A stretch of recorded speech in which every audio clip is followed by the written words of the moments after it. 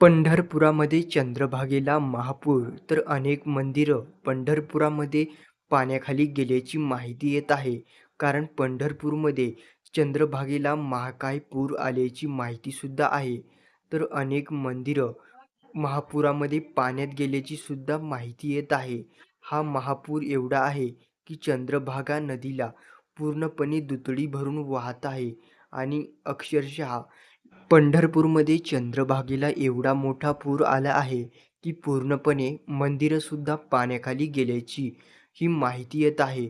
तर नागरिकांना सुद्धा आव्हान केलं जात आहे, कुणीही आपला जीव धोक्यात टाकून अंघोळ करू नये किंवा नदीपात्रात उतरण्याचं धाडस करू नये. मुसळधार पावसामुळे आणि अतिवृष्टीमुळे चंद्रभागेला महापूर आला, त्यामुळे अनेक मंदिरं पाण्याखाली गेले. मित्रांनो, अशाच बातम्यांसाठी चॅनेल सबस्क्राईब करून घ्या.